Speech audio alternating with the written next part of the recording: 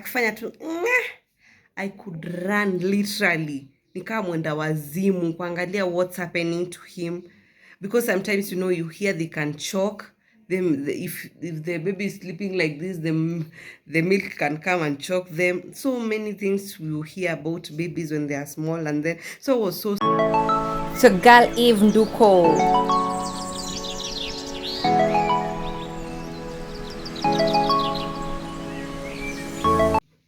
Hi guys, welcome to my channel. Nimewamissana by the way. I know last week sikuwarushia ka video, but don't worry, I got you guys. Mnajua motherhood hapa na pale, lakini I can't say ati ni motherhood vile sana, but I've been busy here and there.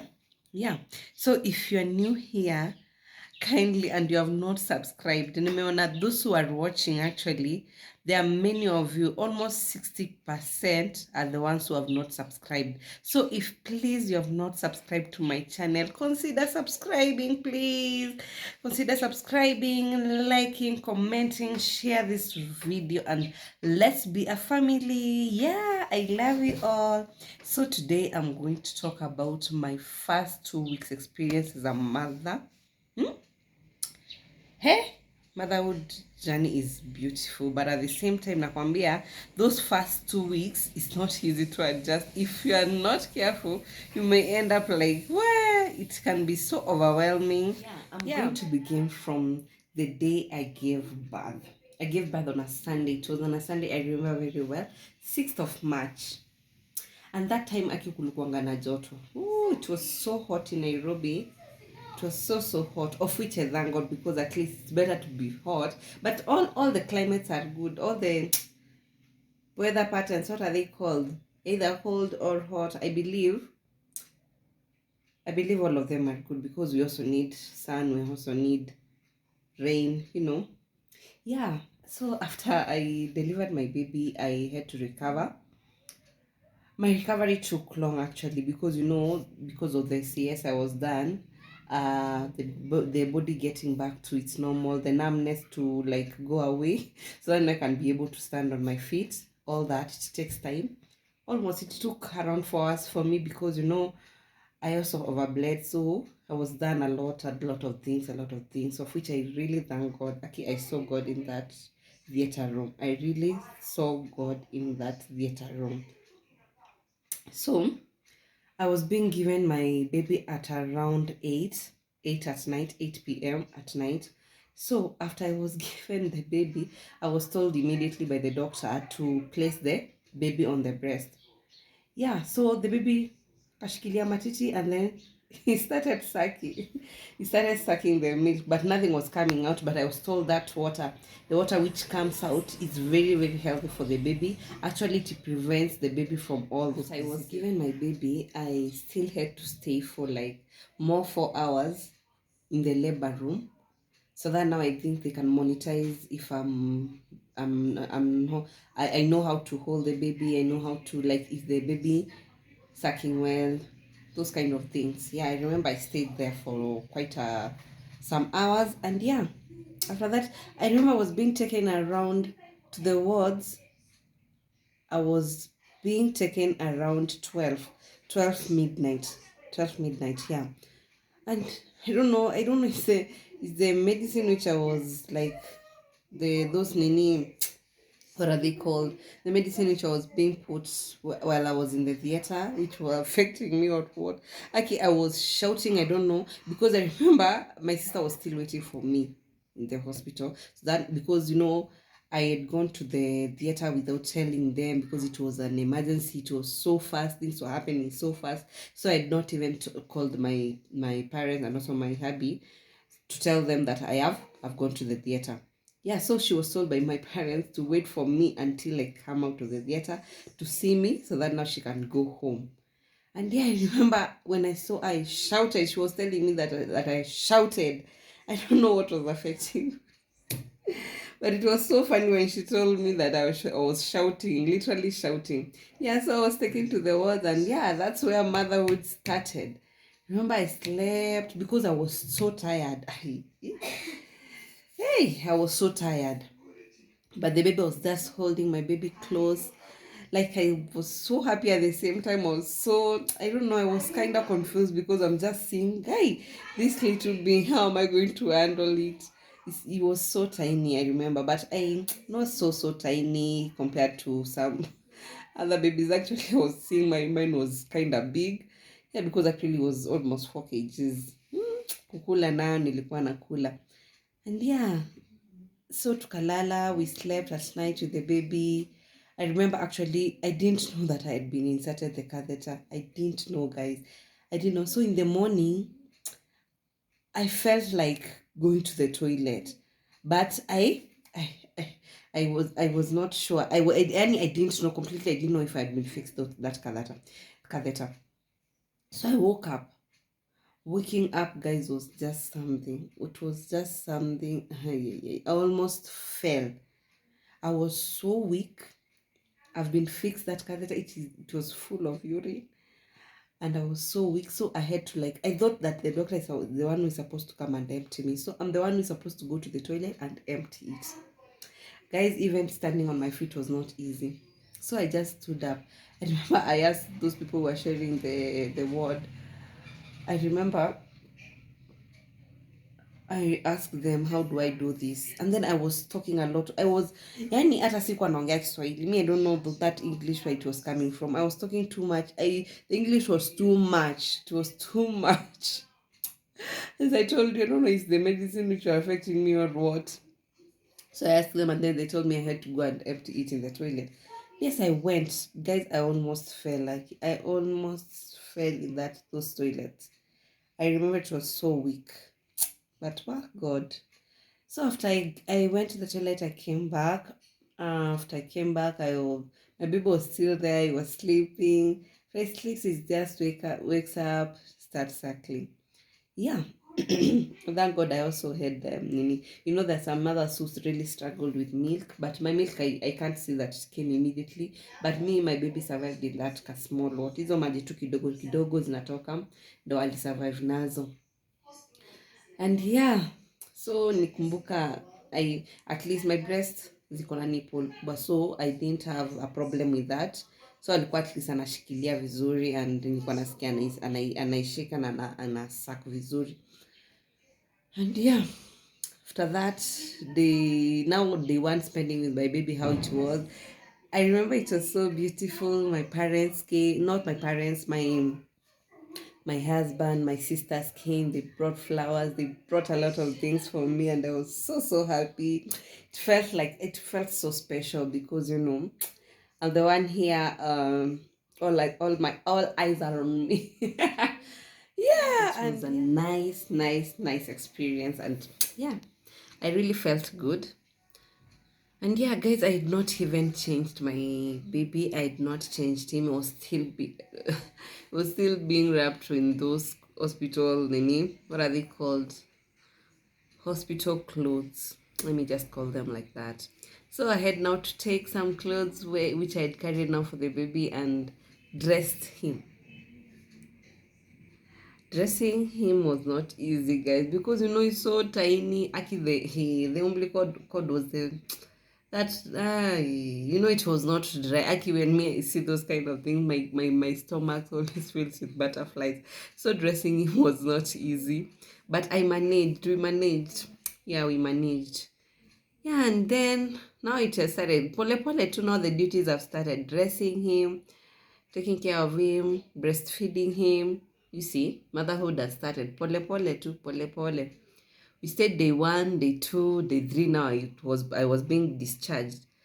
Then I remember day 1 is still the same day was he received is it the BCG and then the polio? Yeah, he was given, I think, was it 2 injections? No, it was BCG, polio. That one I remember. Remember BCG, the one for Nini, and it's given at birth. Yeah, and then day 2 came, day 3. It was time to go home. So my family came to discharge me from the hospital, and we headed home. After arriving, guys, akukwa na stima, no electricity, and the baby has come. How are we going to survive in this house? And now the baby, I don't know if he enjoys because in the hospital at least we were sleeping when the lights were on. So now at home, no electricity, and I don't know how I'm going to survive this. Actually, it stressed me out. It really stressed me out. I arrived at home around 4. So by the time 6 was arriving, at least darkness had started now getting into the house. So unavumilia the baby was already sleeping, alikuwa bado anaamka namnyonyesha. Yeah, hapo hatukuwa tumeanza kusumbuana. Wait until darkness now ikaingia. The baby started crying. Hey, ikaanza kuni stress. Unaambiwa na my sister. I remember my sister was the one who came to nurse me. He was like, wewe nyonyesha mtoto nini, give the baby nini milk, yani mnyonyeshe. By that time I don't know, the darkness ndio ilikuwa inamsumbua. It stressed me out guys. Yani nilikuwa naona tu, alafu simu hazina charge. I had not even charged my phone. I remember what saved me was you see those kadundas, those small phones, the button ones, they're the ones who saved me, because at least ilikuwa na charge na sasa hiyo lighting yake ndo I used the whole night. And then my bedroom, hey, it's so hot, very very hot, because I told you guys that time, that period was it was so sunny that March, it was so hot in Nairobi. So hey, ukiingia kwa bedroom yangu you felt like unaingia kwa oven, and the baby couldn't survive. I remember, yani alikuwa tu analia.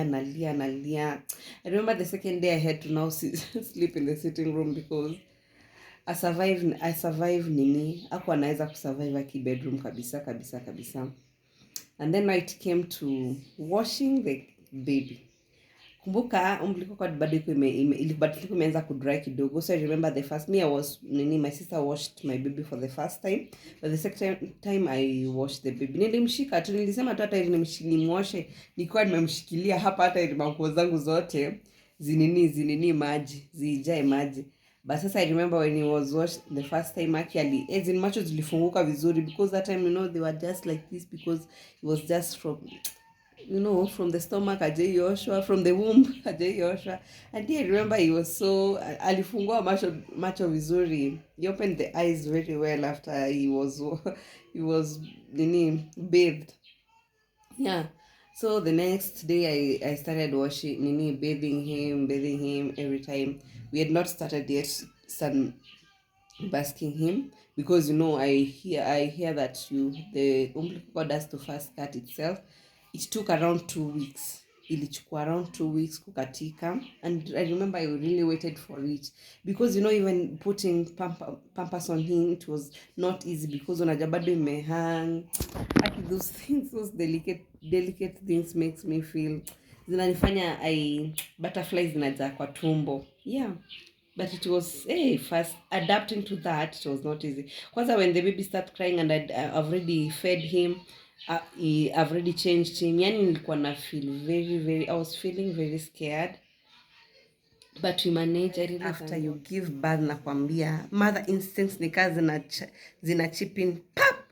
I tell you, I remember I used to hear the baby crying too. Akifanya tu I could run literally, nikawa mwenda wazimu kuangalia what's happening to him, because sometimes you hear they can choke them. If the baby is sleeping like this, the milk can come and choke them. So many things you hear about babies when they are small, and then so I was so scared. And then another time I could sleep, and then it's like I forget, it's like I'm already a mother, so I had to be very fast in doing things, because time where I had to get out of the bathroom with soap kwenda kushughulikia mtoto. Unapata zingine hata sija yani sometimes even I've not dressed up, I've already carried the baby. Yeah, I had to just wrap myself something that I can just hold the baby, because I didn't want him crying kabisa, because whenever he cries it could just stress me out. Mother. But we manage. I really thank God. We are almost at 3 months right now. Actually starting 3 months this week on a Sunday. And yeah, so guys, for the first 2 weeks I can say it was when somebody could ask me, how is motherhood? How is motherhood? Because the people were texting me, hey, Eva, congratulations, how is motherhood? I was just saying nice, but deep down, what I'm experiencing, the chronicles, manze, it was not easy. But yeah, we managed it. But what I can say, the first time adapting to breastfeeding, there's something I can't, hiyo siwezi sahau. Guys, my boobs those days aki zilikuwa zina hurt. Hey, and then they became so I'm sorry to say this, they became so big. And then sometimes the milk could, when the milk now started coming, it could come a lot. The baby has already fed. Aki I used to express it because it was making my boobs to be so heavy, and then they were paining. So I had to express it because naimwaga tu chini because I couldn't singevumilia hiyo. Singevumilia kabisa. But yeah, another thing is kuoga. When I started bathing, aki guys, it's not that I was not bathing, sorry for that. Sorry, yani unatoka uchafu mingi, sijui sasa ni hiyo nini hiyo, pia hyperpigmentation ilikuwa nilioga hiyo siku the first time after now coming to at home, and then kuoga na maji mingi sana, yani tukuoga vizuri kabisa na ndo karibu 3. Nakwambia uchafu inatoka hadi unashangaa gai, kwani nilikuwa sijaoga for all long. But yeah, I think it's that pigmentation. Hata you can see I'm glowing. We are glowing, and yes, guys, I'm just a cartoon. But the first 2 weeks, I remember it was not easy, but we managed. We thank God. I really, really thank God. Yeah, so guys, we have come to the end of this video. If you're new here, guys, please subscribe to my channel. Send people to come and subscribe to my channel. Share this video. Share the love. And yes, it's all about positivity, facing our fears and putting God first. Yeah, I love you. Give this video a thumbs up. Cheers.